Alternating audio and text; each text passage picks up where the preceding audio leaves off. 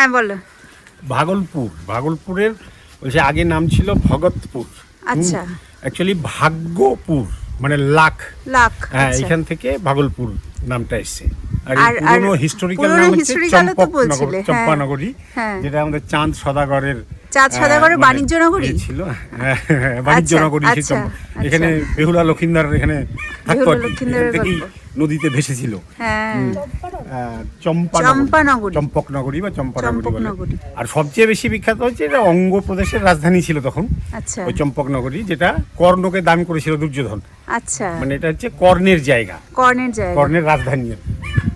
গঙ্গার ধারে দাঁড়িয়ে আছে এক শহর, যেখানে ইতিহাস কথা বলে, আধ্যাত্মিকতা নিঃশ্বাস ফেলে, আর শীত এলে আকাশ ভরে যায় পাখির ডানায়। প্রকৃতি আর প্রাচীন সভ্যতার এক অনন্য মিলনস্থল। নমস্কার বন্ধুরা, আমি ঐন্দ্রিলা এবং আপনারা দেখছেন ওয়াইল্ড ইন্ডিয়া ট্রাভেলস। আজকে আমাদের ভাগলপুর সিরিজের দ্বিতীয় ভিডিও। আগের পর্বের ভিডিওটি যদি না দেখেন তাহলে ডেসক্রিপশনে এবং আই বাটনে দেখুন। Good morning. আজকে 10ই জানুয়ারি। সকাল সকাল আমাদের যাত্রা শুরু হলো। হালকা হালকা কুয়াশা কিন্তু আজকেও আছে, যদিও গতকালের থেকে অনেকটাই কম। তবে কুয়াশা কম হলেও ঠান্ডা কম আছে এটা কিন্তু বলা যাবে না। ঠান্ডা কাটাতেই সবাই মিলে দাঁড়ানো হলো একটি চায়ের দোকানে। গরম গরম ধোয়া ওঠা দুধ চা দিয়ে দিন শুরু করা গেল। চায়ের পর তারপর আবার ব্রেকফাস্টের পালা। ব্রেকফাস্ট করতে চলে এলাম 9টা বাজে। রিঙ্কুজি লাইন হোটেল বলে একটা হোটেল, এটা জাস্ট আর কি রাস্তায় যাওয়ার পথে একটা ধাবা। আমরা আজকে যাব কাহালগাঁওয়ের দিকে, সেদিকে যাওয়ার পথে এই ধাবায় আজকে ব্রেকফাস্ট করা হবে।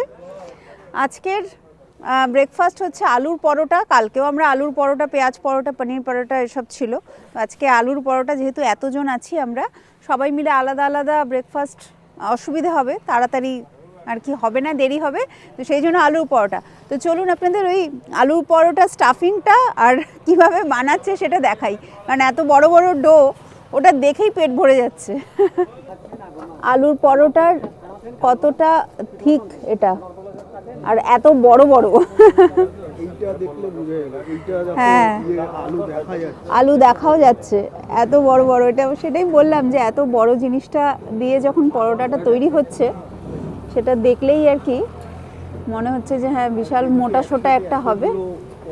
এদিকে একসাথে এতগুলো পরোটা, তার উপরে ঘি দিয়ে তৈরি হচ্ছে। ধাবার পেছনের অংশে সর্ষে ক্ষেত শুরু হয়ে গিয়েছে। এখানে বেশ কিছু পাখি আসছিল সর্ষে ক্ষেতের ওপর। সবাই সেই পাখির ছবি তুলতে ব্যস্ত হয়ে পড়েছেন। এসে গেছে পরোটা, ব্রেকফাস্ট। আলু ভাজা, আলুর পরোটা, তাই তো, তার সাথে স্যালাড আর চাটনি। ব্রেকফাস্ট পেয়ে গেলাম, আলুর পরোটা, আলু ভাজি, তার সাথে স্যালাড আর চাটনি।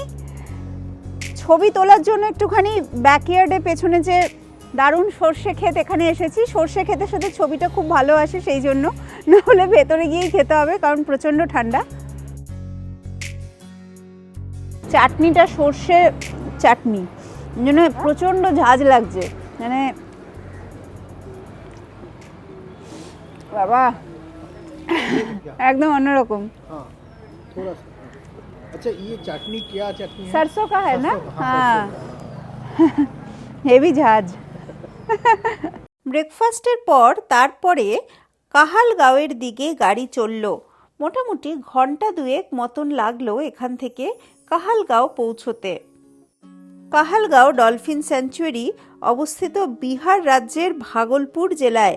গঙ্গা নদীর প্রায় 50 কিলোমিটার দীর্ঘ অংশ জুড়ে এই স্যাঞ্চুয়ারি ঘোষণা করা হয় 2021 সালে। একে একে সবাই মিলে নৌকোয় উঠে বসলাম। বোটিং শুরু করবো এবার 11:20। এটা কাহালগাঁওতে এসেছি। এখান থেকে ওদিকে একটা আইল্যান্ড আছে, ওই আইল্যান্ড অবধি যাব, আর সেটা ছাড়াও আরও যাওয়া হবে। ডলফিন দেখার সম্ভাবনা আছে। ওই যে ওই মন্দির আছে ওখানে। গঙ্গার জলে হঠাৎ ভেসে উঠল একটা ঢেউ, তারপর আবার মিলিয়ে গেল। এটা কি মাছ? না, এটাই ভারতের একমাত্র জাতীয় জলচর প্রাণী, গাঙ্গেয় ডলফিন। গাঙ্গেয় ডলফিন বিশ্বের সবচেয়ে প্রাচীন মিষ্টি জলের ডলফিনগুলোর মধ্যে একটি। এরা প্রায় অন্ধ, কিন্তু ইকোলোকেশন ব্যবহার করে জলের ভেতর চলাচল ও শিকার করে। এরা কখনোই পুরো শরীর জলের বাইরে তোলে না, তাই দেখতে হলে প্রয়োজন অপরিসীম ধৈর্য। এই মনে হবে এখানে উঠল, আপনি ক্যামেরা ওখানে ফোকাস করবেন, তারপরেই দেখবেন যে ডলফিনটা উঠল একেবারে অন্য দিকে। এই অবস্থায় ছবি তোলাটা বেশ কঠিন। 2009 সালে গাঙ্গেয় ডলফিনকে ঘোষণা করা হয় ভারতের জাতীয় জলচর প্রাণী। এটা গঙ্গার স্বাস্থ্য ও স্বচ্ছতার একটি জীবন্ত সূচক। যেখানেই ডলফিন আছে মনে করা হয় যে নদী এখনও সেখানে বেঁচে রয়েছে। কাহালগাঁও ডলফিন স্যাংচুয়ারির মূল উদ্দেশ্য হল ডলফিন সংরক্ষণ, অবৈধ মাছ ধরা নিয়ন্ত্রণ, নৌযান চলাচল সীমিত করা এবং স্থানীয় মানুষকে সচেতন করা। ডলফিন দেখার সেরা সময় নভেম্বর থেকে মার্চ, ভোর ও সন্ধ্যার সময়। পরপর 3টে আইল্যান্ড আছে, এটা প্রথমটা, এটা দ্বিতীয়টা। আমরা দ্বিতীয়টাতে নেমেছি কারণ প্রথম যে আইল্যান্ডটা মন্দিরও আছে ওখানে মোবাইল বা ক্যামেরা অ্যালাউ না, সেই জন্য আমরা এটা নামলাম। এখানেও এটাও একটা মন্দির, বেশ উঁচু উঁচু সিঁড়ি, কিন্তু হ্যাঁ ওই গঙ্গার মধ্যে বেশ পাথুরে আর কি একটা আইল্যান্ড।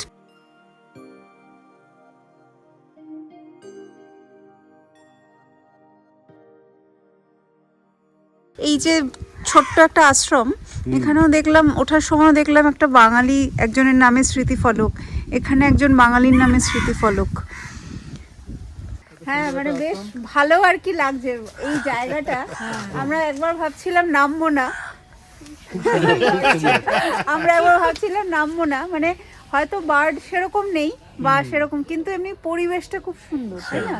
আর এইভাবে একটা গঙ্গার মাঝে পাথর আইল্যান্ড হয়ে গেছে, দারুণ হ্যাঁ সেটাই বেশ সুন্দর। অনেক বাঙালি রেফারেন্স আছে দেখছিলাম ওঠার সময়, একটা হেমচন্দ্র মুখোপাধ্যায়ের একটা স্মৃতি ফলক, তারপরে ওখানেও লেখা আছে বাংলা নামে লেখা আছে।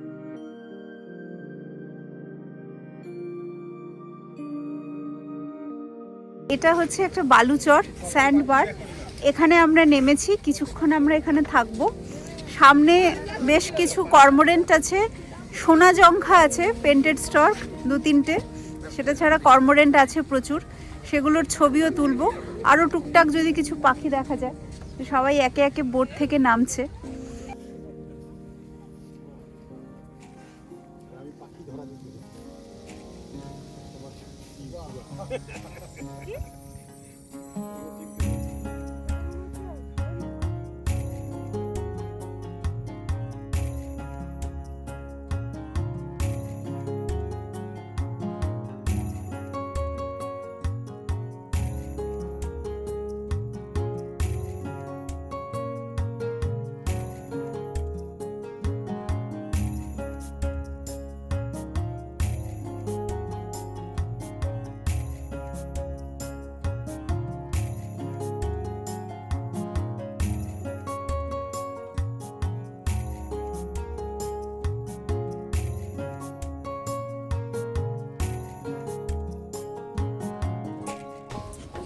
ছবি তোলাতুলি চলছে, নিজেদেরও আর পাখিদেরও। আমাদের মোটামুটি এই দিকটা দেখা হলো, এবার আবার বোটে উঠছি সবাই। কেমন লাগলো এই জায়গাটা? এমনি ভালো না? এই লোকেশনটাই খুব ভালো আসলে। আর কিছু ডলফিনও দেখা গেছে, ডলফিনের ছবি উঠেছে কারোর মোবাইলে উঠেছে, ক্যামেরাও উঠেছে তোমার। আচ্ছা, আমরা সবাই ডলফিন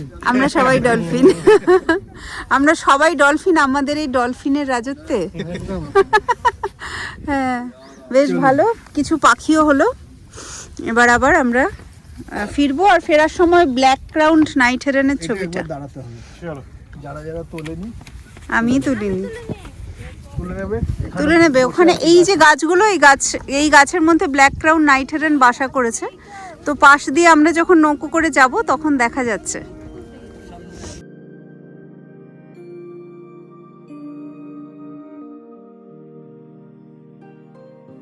ডলফিন স্যাঞ্চুয়ারি ঘুরে মাত্র আধ ঘন্টার দূরত্বে চলে গেলাম বিক্রমশিলা মহাবিহার।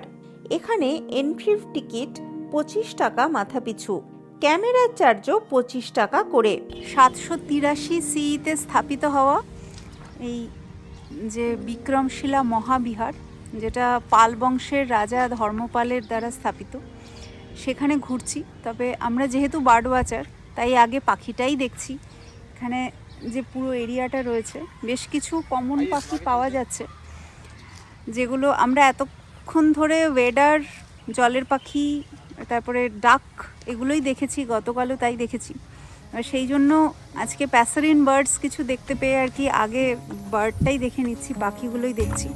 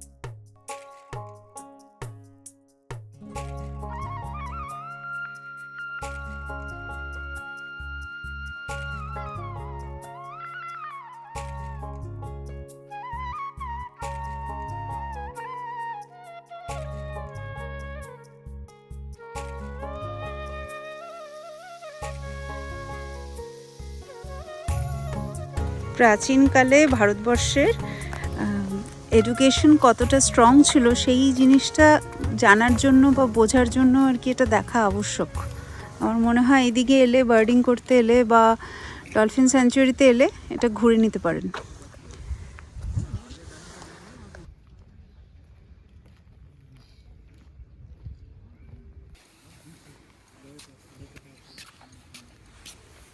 দেখলে এই জায়গাটা, বুঝলে যে এখানে পড়াশোনা করা হতো। এলাকাটা প্রচুর বড়, বেশ বড়। এর আগে তো ইয়েটা দেখলাম, ওই স্কুলের জায়গাটা দেখলাম। হ্যাঁ, এটা সবই আসলে এডুকেশন, মানে সবই স্কুলের জায়গা, কারণ পুরোটাই আর কি একটা ইউনিভার্সিটি ছিল, ভাবা যায়। ইউনিভার্সিটি? হ্যাঁ, তুমি তো বললে এই ইউনিভার্সিটি যখন চলে, সেটা তোকে এমনি মজা করে বলেছি, কিন্তু ইউনিভার্সিটিতে এখন পড়াশোনা হয় না, কিন্তু একটা সময় পড়াশোনা হতো। আপনি কি জানেন, এক সময় ভারতের মাটিতেই ছিল এমন এক বিশ্ববিদ্যালয় যেখানে পড়তে আসতেন তিব্বত, চীন, মঙ্গোলিয়া থেকে ছাত্ররা। নালন্দার পাশাপাশি যে বিদ্যাপীঠ বৌদ্ধ জ্ঞান চর্চার কেন্দ্র ছিল, আজ আমরা কথা বলবো সেই বিস্তৃত ইতিহাস বিক্রমশিলা বৌদ্ধ বিহার নিয়ে। খ্রিস্টীয় 8ম শতকে পাল বংশের রাজা ধর্মপাল এই বিক্রমশিলা মহাবিহার প্রতিষ্ঠা করেন। উদ্দেশ্য ছিল বৌদ্ধতন্ত্র ও দর্শনের বিশুদ্ধ শিক্ষা দেওয়া এবং ভ্রান্ত ব্যাখ্যা রোধ করা। বিক্রমশিলায় পড়ানো হতো বৌদ্ধ দর্শন, তন্ত্রযান ও বজ্রযান, যুক্তিবিদ্যা, ব্যাকরণ ও দর্শন শাস্ত্র। এখানে ছিলেন প্রায় 100-রও বেশি আচার্য এবং প্রায় 1000 ছাত্র। এই মহাবিহারের সবচেয়ে বিখ্যাত আচার্য ছিলেন আচার্য দীপঙ্কর শ্রীজ্ঞান। তিনি তিব্বতে পরিচিত অতীশ দীপঙ্কর নামে। তাঁর হাত ধরেই তিব্বতে বৌদ্ধ ধর্মের নবজাগরণ ঘটে। বিক্রমশিলা ছিল এক সুবিশাল চতুর্ভুজ আকৃতির বিহার, মাঝখানে বিশাল স্তূপ, চারিদিকে 108টি কক্ষ, ধ্যান কক্ষ, পাঠশালা ও গ্রন্থাগার। এই স্থাপত্য আজও প্রমাণ করে যে ভারত কত উন্নত ছিল শিক্ষা ও নগর পরিকল্পনায়। দ্বাদশ শতকে তুর্কি আক্রমণকারী বখতিয়ার খিলজি বিক্রমশিলা সহ নালন্দা বিশ্ববিদ্যালয় ধ্বংস করে দেন। পুড়ে যায় বহু অমূল্য পুঁথি, নিভে যায় শতাব্দীর জ্ঞানের আলো। ইতিহাসের এই পীঠস্থান ঘুরে দেখতে দেখতে আমাদের চোখ চলে যায় পাখির দিকে। এখানে কমন আনকমন সব মিলিয়ে মিশিয়ে বেশ কিছু পাখি দেখা পেয়েছি এবং পাখি দেখতে দেখতেই অনেকটা সময় এখানে কাটিয়ে ফেলা হয়েছে।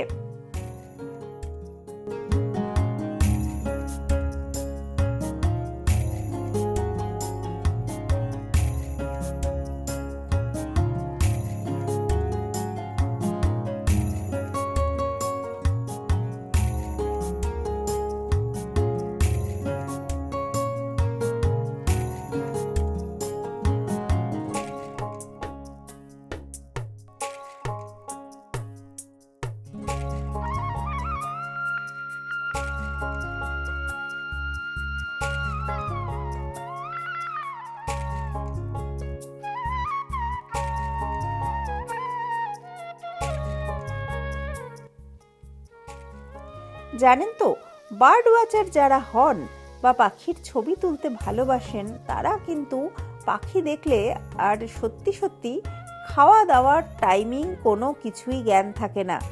এদিন আমাদের এখান থেকে বেরোতে বেরোতে প্রায় বিকেল গড়িয়ে গেল। এরপরে আরও ঘন্টা দুয়েক পেরিয়ে ভাগলপুর যেতে হবে, সেখানেই আমাদের খাবার বন্দোবস্ত। আসলে আজকে একটু স্পেশাল খাবার আয়োজন করা হয়েছে। আজকে অতিথিদের জন্য ছিল চম্পারন মাটন। আর এটা কে না জানে, চম্পারন মাটন কিন্তু ভাগলপুরের একটা অত্যন্ত ফেভারিট ডিশ। মাটির হাঁড়িতে সম্পূর্ণভাবে মুখ বন্ধ করে দমে রান্না করা হয় এই মাংস। ভেতরে দেওয়া হয় একটা গোটা রসুন। সব মিলিয়ে মিশিয়ে চম্পারন মাটন কিন্তু লাজবাব।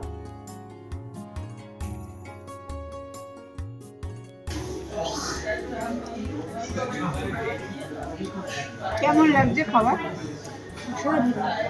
আজকে আমাদের খেতে অনেক লেট হয়েছে, এখন প্রায় 6:30 বাজে, লাঞ্চ করছি। তো আসতেই আর কি এত দেরি হয়ে গেল, কারণ যেখানে গেছিলাম সেই জায়গায় খুব ভালো কোনো রেস্টুরেন্ট কিছু ছিল না, ওই জন্য আমাদের ভাগলপুরে এসেই লাঞ্চ করতে হলো।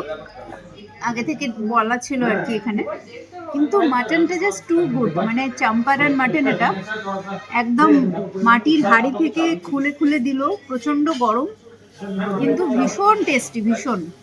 পরের পর্ব দেখার জন্য অতি অবশ্যই কিন্তু চ্যানেলটিকে সাবস্ক্রাইব করে রাখতে ভুলবেন না। এই পর্ব কেমন লাগলো সেটাও আমাকে জানাতে ভুলবেন না। ওয়াইল্ড ইন্ডিয়া ট্রাভেলসকে ফলো করুন ফেসবুকে এবং ইনস্টাগ্রামে।